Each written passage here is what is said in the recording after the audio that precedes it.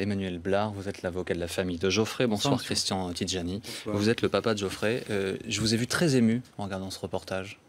Oui, parce que Geoffrey, comme il a dit, son nom est lavé.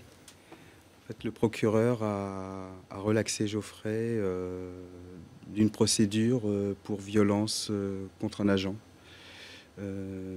Parce que parce qu'il a produit un faux. En fait. Et donc, le procureur a confirmé que c'était un faux. Et on est déjà content sur ce fait.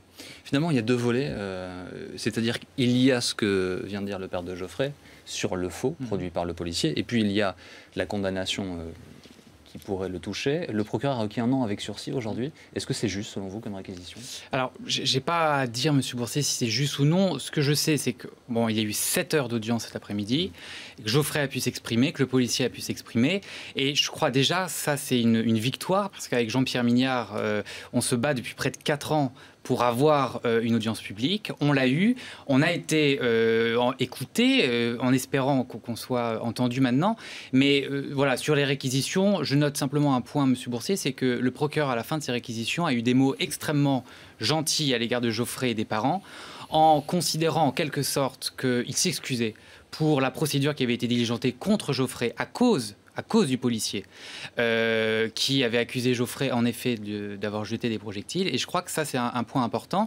C'est sur la base d'un seul procès-verbal, c'est sur la foi d'un seul procès-verbal, celui du policier, que Geoffrey a failli être placé en garde à vue, que des policiers sont restés des heures et des heures derrière sa chambre d'hôpital pour essayer de l'interroger.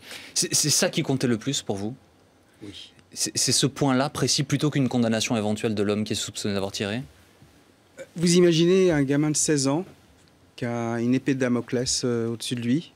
C'est-à-dire, en fait, la procédure, on a été quand même harcelé pendant près d'1 an pour qu'on puisse répondre, enfin que Geoffrey puisse répondre de cette garde à vue.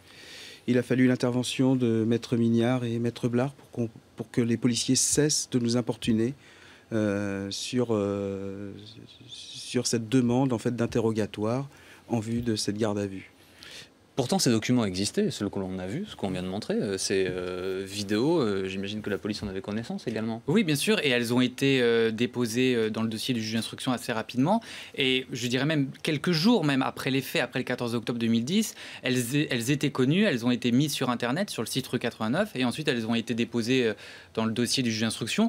Mais ce qui est intéressant, c'est qu'au moment précis où le policier rédige son procès-verbal d'interpellation, où il indique qu'il voit Geoffrey lui tirer à 2 reprises, voire même à 3 reprises des projectiles, il n'a pas encore connaissance de cette vidéo.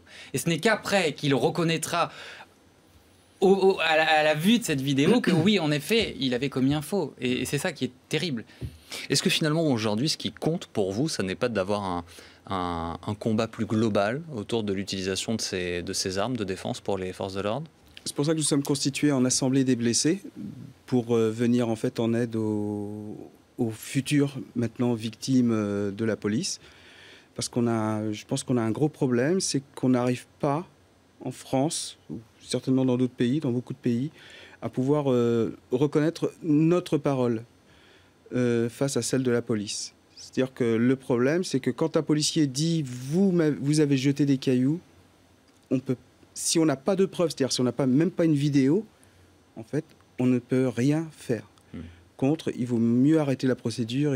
Et là, on s'est constitué en assemblée pour justement pouvoir aider les victimes d'une façon judiciaire, façon médicale aussi, parce que vous pouvez imaginer, dans notre assemblée, on comptabilise quand même près d'une 40aine de blessés, seulement au flashball. Sur ces 40 blessés, il n'y a eu qu'une condamnation parce que le policier a reconnu en fait son erreur. Les autres, c'est du non-lieu ou des affaires en cours où on a très peu de chances de gagner. Et c'est pour ça qu'on appelle vraiment toutes les victimes de contacter assemblée.d.blessé@gmail.com pour qu'ils puissent être soutenus. C'est-à-dire, maintenant, il ne faut pas rester isolé. J'ai été aidé par certains collectifs et c'est pour ça que nous avons créé cette assemblée pour pouvoir déjà s'occuper des victimes et ensuite se battre contre des combats. Il y a des combats à mener. C'est pour ça précisément que la publicité des débats était très importante et la façon dont ça s'est produit. Oui, bien sûr, on l'a réclamé depuis très longtemps. Et l'idée, c'était de pouvoir échanger les points de vue. Et on a vu, là encore une fois, que la version du policier était contredite non seulement par cette vidéo, et votre reportage est très bien fait sur ce point, mais par un certain nombre de témoignages de riverains, de membres du corps enseignant qui ont bien tous attesté que oui, en effet, il n'y avait aucun jet de projectile de la part de Geoffrey et qu'il n'avait strictement rien à se reprocher. Geoffrey, il a quand même été traité, pardonnez-moi, mais de délinquant et de caillasseur depuis maintenant 4 ans par ce policier. C'est quand même hallucinant. Donc il aura fallu une audience, 7 heures d'audience et une instruction extrêmement bien faite de la part du juge d'instruction pour enfin qu'on comprenne que non, c'était pas un caillasseur, c'était pas un délinquant. Est-ce que vous avez pu, vous, votre fils, échanger directement avec cet homme, avec ce policier? Est-ce que vous avez eu envie de le faire déjà? Pour l'instant, non. Je vous dis honnêtement, on n'a peut-être pas la même façon de voir. Moi, je pense que ce qu'il a fait, c'est méchant.